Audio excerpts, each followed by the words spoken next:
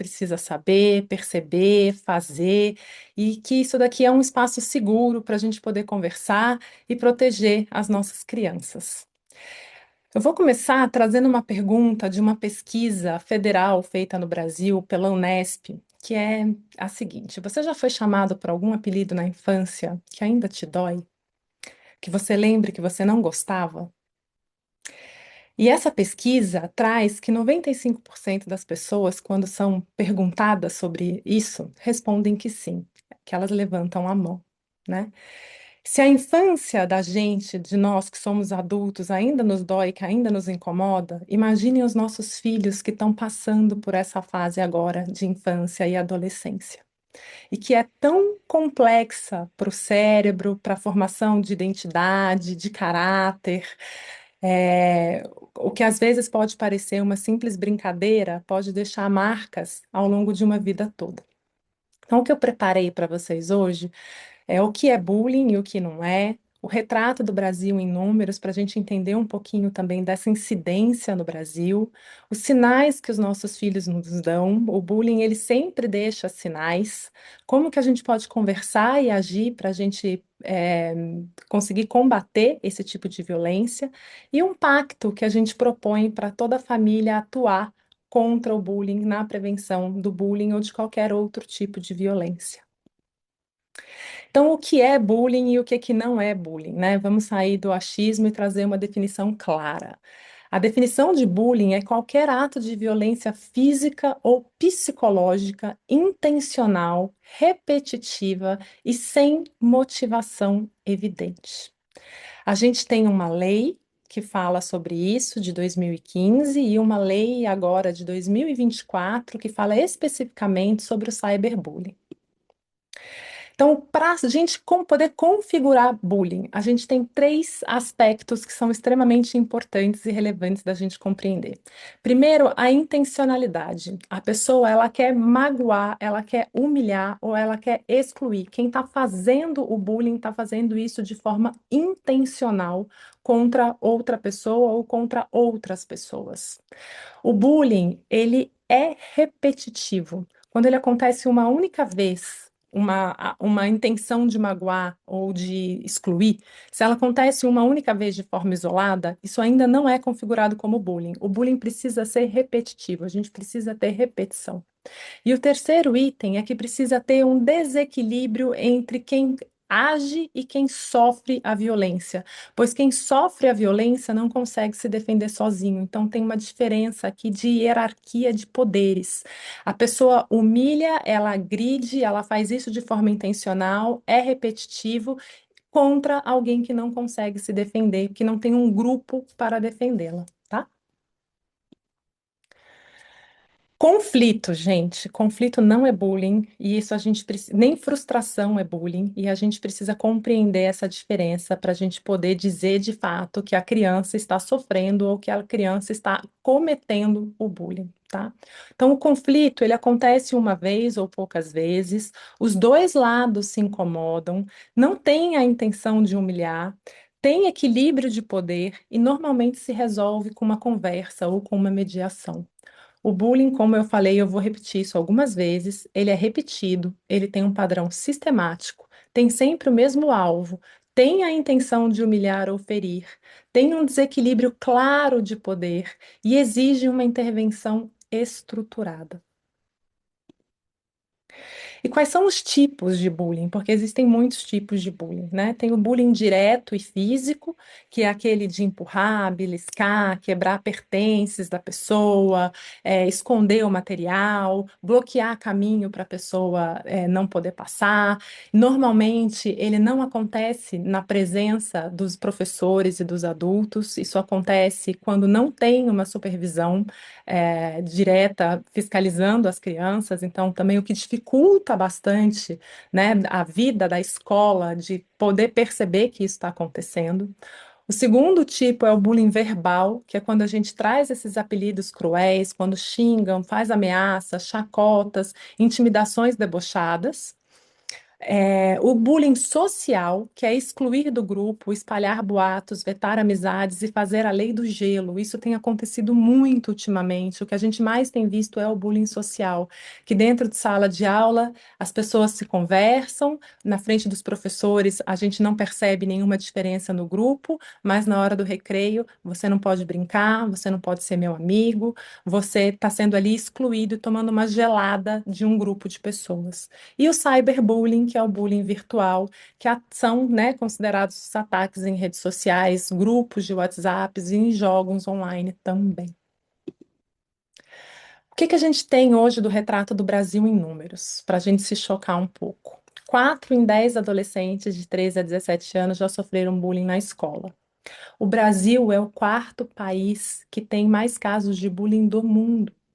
A gente perde para o México, para os Estados Unidos e para a Espanha. Nós somos o segundo país com mais cyberbullying do mundo. Ou seja, a gente está falando de um retrato extremamente preocupante, alarmante e que a gente precisa agir. Quem sofre mais bullying também? Por que que as pesquisas apontam? As meninas sofrem mais bullying do que os meninos. E elas são mais atingidas por esse bullying social, por essa fofoca, por essa lei do gelo e pelo cyberbullying. Enquanto os meninos tendem a relatar mais agressões de bullying físico e bullying verbal, difíceis de admitir. Quais são os motivos que levam as pessoas a atacarem, né, a agirem como bullying? Primeiro ponto, quase 31%, é por conta de aparência do rosto ou cabelo, são características físicas. 24,7% aparência do corpo e 10,6% por cor ou raça. E aí a gente tem que lembrar que, além do bullying já ter uma lei específica sobre ela, que homofobia, racismo e capacitismo é a discriminação contra pessoas com deficiência, são crimes no Brasil. E o cyberbullying acontece no Brasil, 1 em cada 8 adolescentes já sofreu bullying nas redes sociais. E também tem uma desproporção aqui, onde as meninas sofrem mais do que os meninos. E aí a gente precisa entender quais são os atores que estão presentes no bullying, nessa configuração. Primeiro, quem a gente chama de vítima ou alvo, né? Que é quem sofre, quem costuma se calar por medo, por vergonha, por descrença de que alguém possa ajudar. E por que que essa descrença vem? Porque ela tenta trazer várias vezes que ela está sofrendo os ataques e esses comentários não são validados. Então, normalmente, o alvo desiste de acreditar que alguém vai poder ajudá-lo. O autor do bullying, também conhecido como agressor, eu não gosto muito dessa palavra de agressor, até porque quem faz o bullying normalmente sofre bullying em outro espaço, em outro ambiente, e ele precisa ser cuidado da mesma maneira que o alvo, que a vítima, tá? Com a mesma atenção, com os mesmos direitos humanos.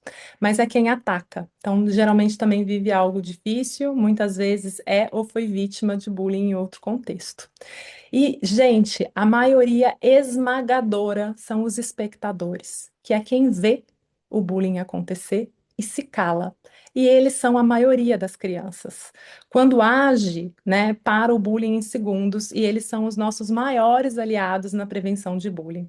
Então, aqui se vocês quiserem comentar no chat, se vocês pudessem arriscar, quantos por cento de adolescentes são alvos de bullying, quantos por cento são os agressores e quantos por cento são os espectadores? Vocês têm alguma ideia de como é dividido quem sofre, quem faz e quem vê o bullying? Deixar. Se alguém quiser abrir o microfone também, fica à vontade. Não, filha, ninguém quer fazer nada. Todo Eu mundo quer que você continue acredito que fazendo. a maioria sejam espectadores. 85% são espectadores, Mara. Né? Enquanto a gente pega os outros 15, 7% são alvo e 7% são os agressores. Ou seja, a maioria está vendo o bullying acontecer e não está fazendo nada. Por medo, muitas vezes, de virarem a próxima vítima, mas muitas vezes por não terem as ferramentas necessárias para poderem agir, né? Então, por isso que a gente fala que os espectadores são os maiores aliados na prevenção do bullying dentro de uma escola, na rede social e na vida como um todo. A gente se cala, e nós adultos também, né? O bullying, ele muda de nome quando a gente adultece. Ele passa a se chamar assédio, né? Mas o bullying começa na nossa vida infantil e depois ela muda de nome e passa a se chamar assédio moral, psicológico, social, sexual e assim por diante. O bullying, gente, ele deixa marcas que atravessam a vida adulta, tanto de quem sofre quanto de quem faz, né? Num curto prazo, o que as pesquisas mostram é insegurança, medo de ir à escola, uma ansiedade excessiva, um sono que começa a ficar prejudicado, um isolamento e muitas vezes até queda nas notas. A médio prazo, a gente tem uma autoestima prejudicada, uma dificuldade maior em fazer amigos, sintomas depressivos, dores físicas sem causa e, a longo prazo, uma depressão crônica, transtornos de ansiedade, relações adultas inseguras e, em casos graves, ideação suicida. Esse é outro ponto. Microfone aberto. A ideação suicida, gente, é outro ponto que eu acho importante trazer para vocês, porque o que as pesquisas mostram é que os nossos jovens, esse índice de ideação suicida tem aumentado desde a pandemia, né? O cyberbullying aumentou durante a pandemia e as ideações suicidas nos jovens de 13 a 18 anos também aumentaram. Então, assim, não é um motivo aleatório. A gente precisa olhar para o que está acontecendo com a saúde mental dessas crianças. Então, quanto mais cedo a gente agir, menor vão ser as marcas que a gente vai deixar nos nossos filhos. Quais são os sinais que os nossos filhos nos dão, né? O que observar antes que vire uma crise? Primeiro, seu filho pode estar sofrendo bullying, sim, né? Vamos olhar para as características físicas, emocionais, para as características escolares e para as sociais. Dor de cabeça ou dor de barriga sem causa, pertences quebrados, rasgados ou que somem, marcas no corpo sem explicação, esse sono ruim, com pesadelos. Os fatores emocionais, a criança começa a ter um choro fácil ou uma irritação constante, uma tristeza, apatia, crítica forte a si mesmo, ela começa com essa autoestima começa a baixar e essa pessoa começa a se criticar, um medo desproporcional. Na escola, é esse medo de ir à escola, não quero ir, quero faltar à aula, pede mudança de turma, né, ou pede para mudar de escola, a queda repentina nas notas, ela some na hora do recreio, é aquela criança que se isola, que vai para a biblioteca. E nas questões sociais, perdeu o grupo de amigo. Às vezes a criança relata que não é mais amigo de determinadas pessoas, nunca é convidado para nada, evita falar e contar do seu dia, fica nervoso ao tocar no celular ou abrir mensagens em grupo. E quando é o nosso filho que agride, né? Esse tópico é um tópico extremamente desconfortável, mas a gente precisa olhar para ele com a mesma honestidade de quem olha para a criança que é alvo, né? Que sinais que a gente pode estar olhando num agressor? Quando ele começa a contar histórias de colegas esquisitos, com tom de desprezo, quando ele faz piadas pesadas sobre aparência, preso, raça, sexualidade, tem dificuldade de aceitar as diferenças, reage com agressividade às frustrações pequenas, foi convocado pela escola por mau comportamento, lidera grupinhos, né, que excluem os outros. E o que que isso não quer dizer? Não quer dizer que a criança que está agindo, que está fazendo bullying, que ela é uma má pessoa. Quer dizer que ela também está pedindo socorro, só que de outro jeito. E ela precisa de limite com afeto. Aqui eu quero trazer um pouquinho da neurociência para vocês. O cérebro da criança e do adolescente passa, o maior índice de bullying, gente, acontece ali a partir do quinto, sexto ano e tem uma intensidade grande até o oitavo, nono ano. Tá? Antes disso, os casos são muito menores, e depois disso, nos anos finais, lá no colegial, também no ensino médio, colegial entrega a data. No ensino médio, são menores. tá? Mas o que que acontece durante esse período onde o bullying é muito grande? A gente tem uma poda neural, a gente chama esse processamento cerebral tem uma poda neural. As sinapses do cérebro da criança são muito grandes, muito cheias, muito ricas, e quando a gente entra nessa pré-adolescência, o cérebro poda as sinapses, dificultando mesmo a vida do adolescente para eles preparar esse cérebro para a vida adulta.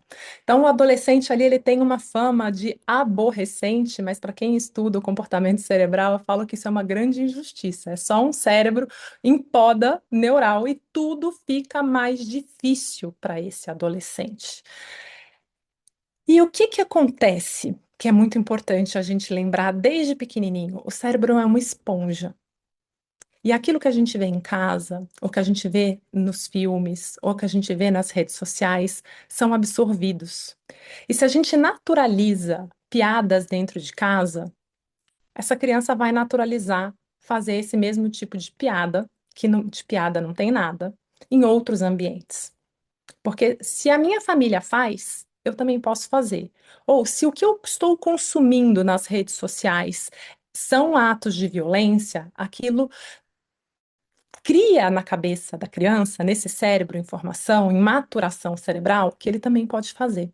Então, a gente tem que ter um cuidado redobrado com o que a gente está ensinando é, de forma indireta para os nossos filhos, e a gente sim precisa controlar o que eles estão consumindo na internet, né? As escolas sem telefone, sem rede social, não evita que o bullying aconteça. Ela evita uma série de outros problemas de desatenção, mas ela não evita que o bullying aconteça. Porque eu vou ter, se eu tenho acesso à internet na minha casa, sem supervisão, eu posso estar criando, né, situações e exemplos que eu vou repetir em outra esfera. Então a gente precisa ficar extremamente atento a isso. Por que que a gente diz também que a pessoa que está agindo, né, que está fazendo bullying, que ela está pedindo socorro? Porque o que as pesquisas mostram é que ela sofre algum tipo de agressão em outro lugar, então ela está devolvendo aquilo de alguma outra maneira. E a gente precisa cuidar, então, da mesma maneira que a gente cuida da vítima. Como a Cristina falou aqui no começo da nossa palestra, as escolas precisam ter um protocolo anti-bullying, né? E esse protocolo, ele passa por treinar as crianças, por treinar os professores, por treinar os colaboradores da escola, por trazer o conhecimento para a família, mas não é só a escola sozinha que vai conseguir resolver o problema, né? A gente precisa agir em comunidade. Então, eu vou trazer um pouco como que a gente pode conversar, como que a gente pode agir da mesa de jantar à reunião com a escola. Primeiro, eu trago um exemplo de 5 perguntas que podem nos ajudar a abrirem o diálogo com os nossos filhos, tá bom? Então, substitua como foi a escola. Sabe quando a gente vai buscar a criança ou quando a gente chega em casa? Ah, como foi a escola hoje? A resposta vai ser: foi boa, né? Então, a gente pode tentar mudar as nossas perguntas para ver como vêm essas respostas. Então, exemplos disso. Quem te fez rir hoje? Teve alguém sentado sozinho no recreio? Se você pudesse trocar de lugar com alguém da turma, como que seria? E por quê? Alguém falou alguma coisa hoje que te incomodou? Tem alguém da turma que você acha que está passando por um momento difícil? E essas perguntas nos ajudam a identificar se a nossa criança se ela é um espectador, se ela é um possível agente ou se ela está sendo alvo de bullying, né? Mas como foi o seu dia? Meu dia foi bom, ou o meu dia foi chato, e às vezes a criança não rende muito mais assunto do que isso. Quando o seu filho te contar, né, qual é a primeira reação do adulto define se a criança vai contar de novo ou não, né? Primeira coisa que a gente tem que fazer, ouvir os nossos filhos sem interromper, deixar que eles terminem a história. E muitas vezes a gente corta e fala, ah, isso é bobagem. Acreditar, porque na maioria das vezes essas histórias não são inventadas. Validar. Que difícil isso que você me contou, né? Obrigada por me contar. Perguntar o que que ele precisa agora, como que eu posso te ajudar? e combinar os próximos passos juntos. Mas o que que a gente tem que evitar, gente? Eu falo que os pais, geração millennial, geração X, né? A gente foi criado de uma outra maneira. A palavra bullying nem existia. Eu tenho aqui 47 anos. A palavra bullying não existia na minha época e eu ouvia muito essas frases do meu pai. Ignora que eles param. Não param. Dá um soco que resolve. Não resolve. Não é nada. Deixa de drama. Ligar furioso para a escola sem combinar com a criança também, né? A criança vem, te conta uma coisa, você passa a mão no telefone, liga para a escola, essa criança vai se sentir traída e não te conta nunca mais. Tirar o celular como castigo, né? Ele vai escalar da próxima vez. Então a gente tem que tomar cuidado também com as coisas da nossa época que nos foram ensinadas para a gente não repassar os nossos preconceitos e os nossos achismos. Principalmente o ignora, não liga que as pessoas param, porque elas não param. Como que a gente pode acionar a escola, né? A escola age como parceira, ela é obrigada a agir como parceira nos casos de bullying, mas o primeiro ponto, documentar. Anote o que aconteceu, como foi a conversa, data, horário, quem viu, print de tela, se você pegar um celular e tiver aquelas conversas do grupo, né, principalmente por cyberbullying. Se tiver, tira o print da conversa. Marca uma reunião formal, por escrito, peça a presença da coordenação e da orientação educacional. Apresente os fatos, gente, não a emoção. Use um documento, foca no padrão, não só num episódio. Exija, lembra que o bullying tem que ter repetição. Então, se aconteceu só uma vez, não se caracteriza bullying. Exija um plano de ação por escrito, com prazos responsáveis, como vai ser acompanhado. Peça uma cópia desse plano, é direito também das famílias. E acompanhe, reunião de retorno em 15, 30 dias. Se nada mudou, escale, chame a direção, a mantenedora, se precisar, o conselho tutelar. Existe uma lei brasileira específica contra o bullying, né? Que é, de novo, falar novamente, como a Cristina abriu a nossa palestra, as escolas devem treinar os professores para prevenir e identificar o bullying, e a escola de vocês está fazendo isso. É um projeto grande e amplo. Os pais e os responsáveis devem ser orientados a reconhecer os sinais e conhecerem a legislação. Vítimas e agressores têm direito à assistência psicológica e social, inclui o cyberbullying diretamente. E essa lei de 2024 endureceu as penas. Também preciso trazer para vocês que crianças com 13 anos ou mais podem ser punidas, inclusive indo para uma fundação casa. Tá? Essa lei é dura, essa lei hoje, se comprovado o cyberbullying, a criança responde, e os pais também respondem pela agressão dos seus filhos. Então a gente tem que ficar atento, a gente tem que orientar, a gente tem que ensinar, e não é uma coisa que a gente fale só uma vez, porque é uma brincadeira, se for documentada e tiver comprovação, ela pode aí acarretar em sérios prejuízos para a vida dessa criança. E aí, o que eu chamo de pacto da família como por bullying, né? 7 compromissos para a gente levar para casa hoje. Primeiro, o que que a gente pode se comprometer a fazer essa semana, né? Toda noite fazer uma daquelas 5 perguntas poderosas no jantar, no café da manhã, no final de semana, a conversa aberta sobre o tópico.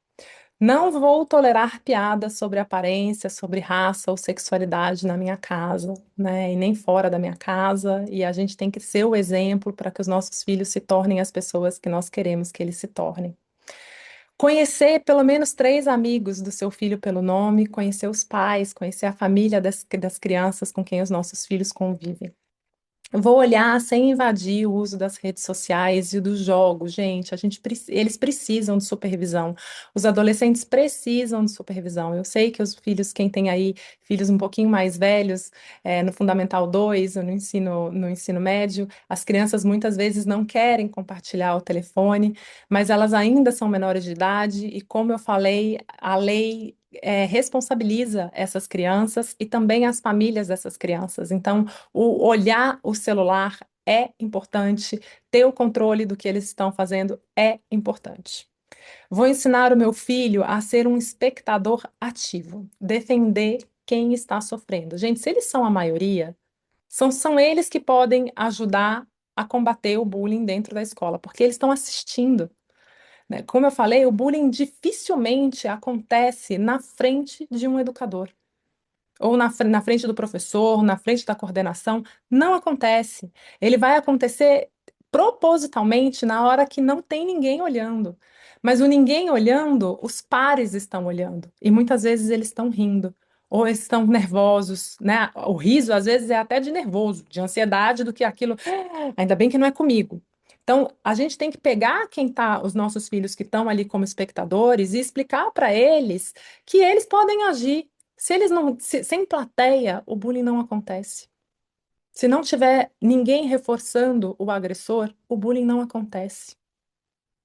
Se algumas crianças conseguem chegar para o agressor e falar isso não é legal, o agressor não tem palco. Eles podem se juntar e pedirem, se eles estiverem com medo do agressor, eles podem se juntar, se unir e contarem para a coordenação. E validarem a pessoa que está sofrendo. E isso, gente, não significa que todo mundo tem que ser amigo de todo mundo. As diferenças existem na vida, né? E na escola elas também existem. As preferências também existem. Mas respeito a gente consegue ensinar desde pequeno. Então, é ensinar mesmo a não tolerar, a não rir, a se juntarem, a contarem para a coordenação, para que o ambiente onde todos eles vivam seja um ambiente, né, com uma cultura de paz. Vou elogiar quem o meu filho é, e antes de elogiar, vou elogiar o que ele faz. E se ele me contar algo, eu vou ouvir antes de querer resolver, porque a gente também, no ímpeto, né? A gente escuta uma história, a gente quer resolver, e a gente às vezes não resolve da melhor maneira. Ah, eu vou ligar para o pai, eu vou discutir, eu vou ligar para a criança, eu vou responder a criança por você. Calma, vamos ouvir a história e vamos relembrar. É repetitivo? É intencional? Tem uma diferença de hierarquia de poder? Tá bom. Então, isso está se configurando bullying. Se isso não tivesse configurando bullying, a gente vai orientar de outra maneira, porque isso é mau comportamento, né? É o que eu falei sobre frustração, sobre intolerâncias, que a gente também precisa cuidar, para a gente resolver da melhor maneira. Um exemplo clássico disso. É assim, meu filho é sempre a última criança na aula de educação física para a ser escolhido.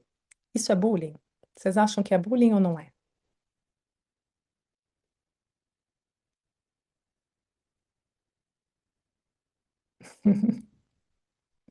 Essa é difícil. Isso não é bullying, gente.